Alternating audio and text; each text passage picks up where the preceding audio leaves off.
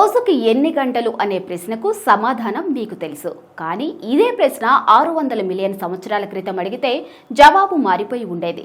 ఎందుకంటే అప్పుడు రోజుకు 21 గంటలు మాత్రమే ఉండేవట. భూమి తన చుట్టూ తాను తిరుగుతూ సూర్యుని చుట్టూ కూడా తిరుగుతుందని మనకు తెలుసు. అయితే గత కొంతకాలంగా ఆ వేగం గణనీయంగా తగ్గుతుందా? అవుననే అంటున్నారు నిపుణులు. రోజు పరిమాణం ప్రతి 100 ఏళ్లకు 1.8 సెకండ్లు పెరుగుతుందట. ఇది ఇలాగే కొనసాగితే 2100 నాటికి రోజుకు మరో 2.2 మిల్లీ సెకండ్లు పెరిగే అవకాశం ఉంది.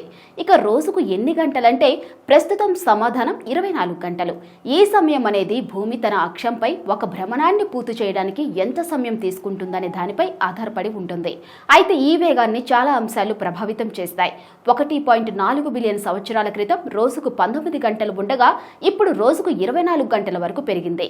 వాతావరణ మార్పుల ప్రభావం కారణంగా ధృవాల వద్ద మంచు కరుగుతుంది.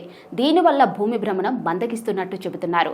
ఇక భూమికి 3 పొరలు ఉన్న విషయం మనకు తెలిసిందే. మొదటి పై పొరను క్రస్ట్ అంటారు. దీనిపైన మనం ఉన్నామన్నమాట. దీని తరువాత అంటే దిగువ పొర లోహం. మూడో లోపలి పొరను కోర్ అంటారు. ఇప్పుడు లోపల ఉండే కోర్ పొర భ్రమణం మందగిస్తున్నట్లు తెలుస్తుంది. అంటే భూమి లోపల కోర్ భూ ఉపరితలం కంటే చాలా నెమ్మదిగా తిరుగుతుంది. భవిష్యత్తులో రోజుకు ఎన్ని గంటలు అని ప్రశ్న అడిగితే భూమి భ్రమణం మందగించడం వల్ల మన రోజు సమయం పెరుగుతుంది. రోజు నిడివి కాస్త పెరగడం వల్ల పెద్ద మార్పు కనిపించకపోవచ్చు. కానీ క్రమంగా ఈ మార్పులు పెరిగితే తేడా స్పష్టంగా తెలుస్తుంది.